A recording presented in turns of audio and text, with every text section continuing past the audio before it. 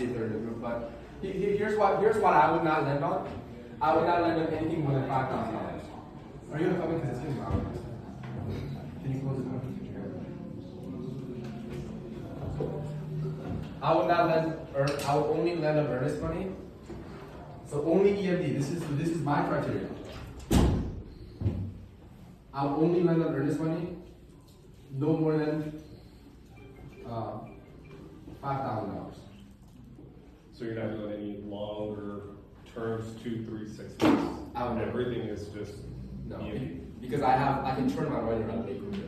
So my criteria: earnest money in only a few states: AZ, Florida, Texas, and Vegas is not a state, Nevada. Is there a certain reason, or is it just your preference? Because I have very close relationship with every title company here. I have a close relationship with title company in Arizona, Florida, Texas, and Nevada. So they're on my side. If the deal goes south, I'll get my money back. But I have a deal going on right now in Indiana. Somebody brought, my buyer doesn't have the money. So I said, okay, well, where's the deal? He goes, Indiana. Well, I've never done a deal in Indiana, but I trust the buyer. But I don't trust the title company. So what I did was, I brought in a Gator wrestler. I said, his name is Justin. I said, Justin, here's the deal. I've never done a deal in Indiana, but this person's a very trustworthy person. I've done 7 deals with him. But I wouldn't do anything outside of these 4 states. So I just made a referral with Justin, and then Justin we'll do a partnership. Then I would have a JV agreement with Justin and Kevin. I'll have a JV agreement, and Justin would then work with the buyer in Indiana. But I don't do any deals in Indiana. Right, because some states are mutual release. You have to, if seller and the buyer has to sign, but if the seller refuses to sign, it's just sitting there for however long. Close the door. I know it's getting hot, but so what not to lend on? Don't let if you're beginning, don't lend on anything more than outside of earnest money, and don't go more than $5,000. And in the states that you have good title companies in the states that you have good title companies or that you're close with. So that's what not to lend on. And then what's up, bro? What's up? Credibility. What time is it right now? Is it too late? 6:30. Okay. We can always continue or we only have a few more left. Yes, let's do it. So here's the credibility of yourself. So who brought it? Was you, right? So you said, well, I want to do more Gator deals. I go on Facebook. Somebody says I need help with earnest money, and you get there 3 minutes late, and there's 73 comments already. Yeah. Well, how do you distinguish yourself? I would honestly say if you're in the beginning stages, you can't. There's no way. What makes you different than your buddy Tanner? You guys both have 10,000, or let's just say you have 10,000 and Tanner has 100,000. It doesn't matter if the earnest money is $5,000, you only need $5,000 for sure. I would say for me, I do Gator deals with other people. That's gonna get me more visibility. So so this is the reason why I sell deals to Pace, is because anytime I sell a deal to Pace, then I'll get 2 or 3 deals back. Right, all my Gator opportunities came from, so I'll sell a deal to Pace, I'll get 2 or 3 deals back from other people because they saw me doing a deal with Pace, and I'll do more deals like that, and then I'll have more deals to sell to my buyer, and then when I have more deals to sell to my buyer, then I can put the earnest money down for my buyer. So it all trickles down to how much visibility can you get. So for me, I'm doing a deal with Andre Bertic with the boxer. That's a good contact to have. If I just did a deal with him, then he must be credible. If I just did a deal with Pace, then he must be credible. If I did a deal with whoever, Jamil, then I must be credible. So you gotta be very strategic about who you sell your deals to, who you decide to partner up with, and all that stuff. So credibility, it's gonna be a slow ball rolling down the hill. Honestly, it took me 3 years It's I think in a couple weeks, it's my 3-year anniversary in real estate. But I'll say the last 4 or 5 months it was literally like growth was like that. But for the first 2.5 years, it was very slow, steady, not even growing. Now, with the last 5 months, just went through the roof. And I would say that's because of the credibility that I kept stacking, right? Like I've done 27 sub-2 deals this year. Who wouldn't want to do this deal with me? You know? So credibility. That's why sometimes I do deals that doesn't even make a lot of me, that doesn't even make me a lot of money. Like I have a couple of deals I'm making $2,600 on. Like I don't want to do it, but I do it because I want to stack my number.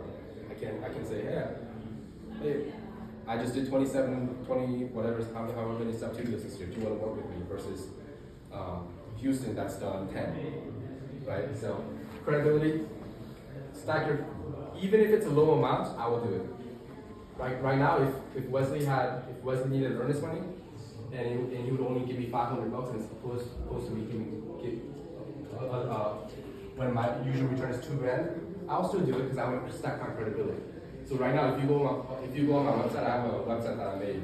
It's takeovermortgages.com. Has 27 deals that I've done this year, and I send it to my seller, and my seller goes, okay, I can feel credible with you.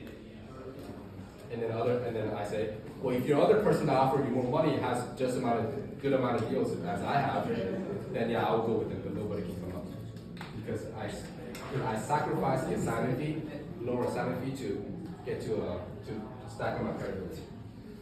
How much to lend? Like I covered that. I would only lend on earnest money up to $5,000 in these 4 states because I have good relationship with the title company. They know how to handle it, and they know me. Like I said, I walk up to Magnus. They give me water. They give me donuts. They say, "Hi, you're the Kevin Cho." legit. This happened at the mastermind weekend when I was filing them random. I walk up. Mo goes, "Hi." She gives me a hug. "You're the Kevin Cho." She gives me water and donuts. Pricing. This is my pricing.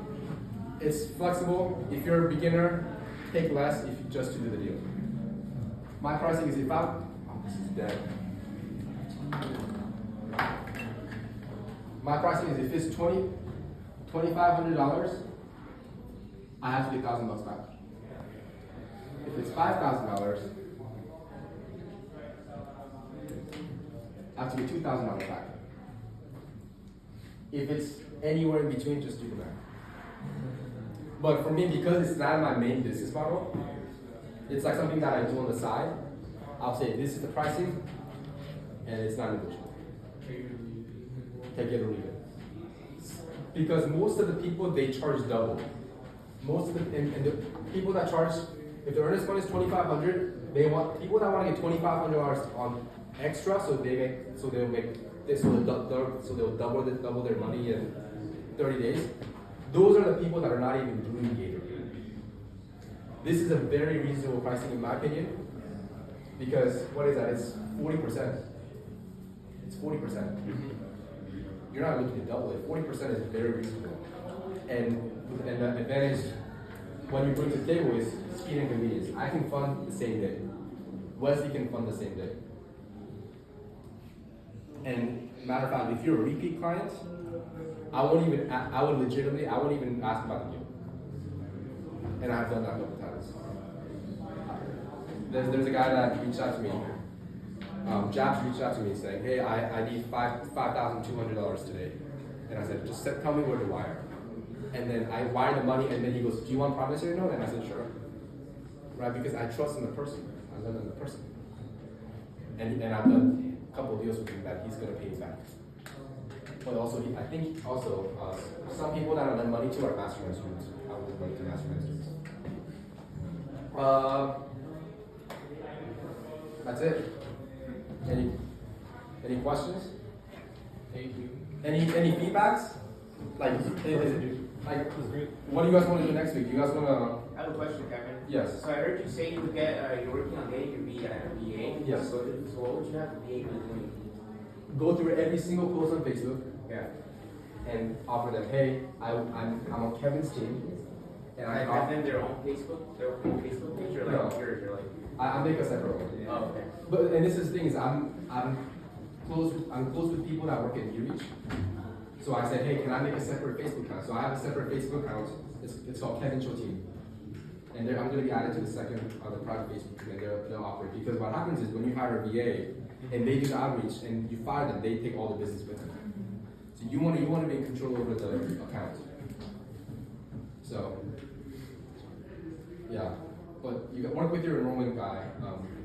I go to dinners with my enrollment guys all the time, and like they can get you in. So, what do you guys want to do next week? Because I feel like we just covered a lot. Yes. I think maybe walking through a deal, Walking through a deal, okay. I think that would help me just speaking for my behalf. Just going through it and understanding a little bit more about it.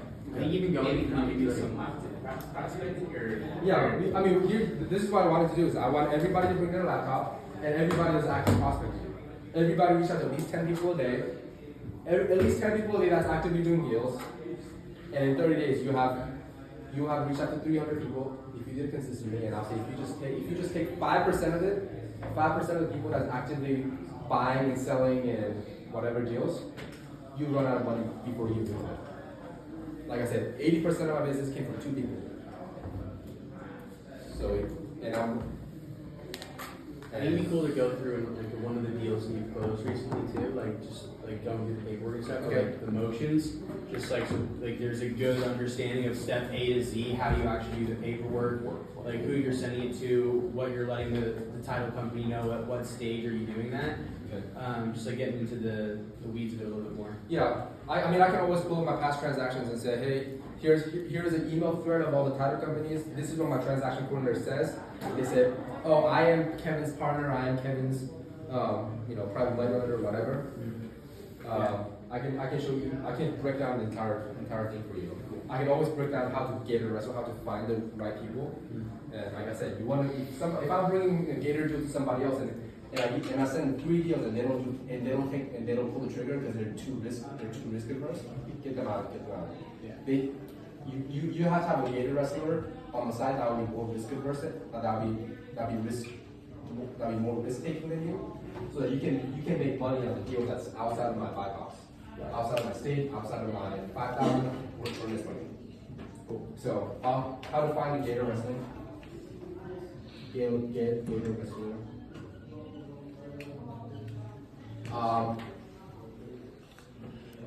Anything else? This is a very easy thing to do. It's not that hard, really. You just have to reach out to enough people, and you just have to wire money to everyone. Yeah, to the unions. But red flag. Don't ever lend money to unions. Don't ever lend money to unions. That's. And if it's would you lend money to a wholesaler or a buyer? Always a buyer. Because you're in direct control, you're in direct contact with the person that's making the decision. Versus wholesaler, what if they don't find the deal? What if they don't find the buyer? Your money's riskier. But here's the thing: is Gator has such high returns. Like today, this week, I'll make $6,000, and I did 3 earnest money. I'll make $6,000, and I spent less than an hour on all 3 of them. Probably about 35-40 minutes. So it makes you. It's a very high return, but it also comes with a lot of risk because you don't have a house to secure your position. But you have to vet the person, like I said. I'll give Wesley my money out every day. He doesn't need it though. Any other feedback? Something that we should do next time? Any questions? This is just kind of like a random question, but like, so do you only lend on deals that are already under contract, or do you, like also do field stuff that's like, just. I mean, if it's not under contract, there's no place for Yeah, you to yeah. earn money. Yeah. Okay, so you don't even worry about it unless it's already under contract? Because I had some people reach out to me and they were like, oh, I'm looking at this deal right here, but blah, blah, it's just like, seems like a waste of time. Yeah, I mean, if they're about to go under contract, then I say, yeah, just tell them, hey, once you get under contract, let me know. My money's ready. Yeah. And your money doesn't even have to be ready.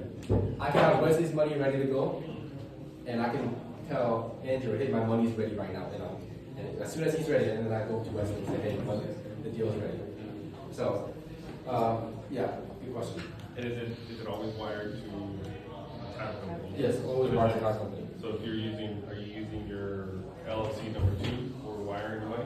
Yes, because LLC number 1 is my wholesale company. LLC number 2 is my Gator So company. Wesley's money goes into your LLC number 2, and then you wire from there? No, Wesley would wire the money directly to title company. Okay, so he, even though you're using his money, but it's you, you're the one that's doing the deal. Yeah, So you're using I guess that's a Gator, right, or wrestling? yeah, Gator Wrestling. So you would have a JV agreement say Wesley and I would be a part of the deal, and Wesley would send the money, but we'll have a separate JV agreement. So if it's your money, it comes out of your LLC number 2 That's correct. to the title. That's correct. Yeah, that was good. That was good.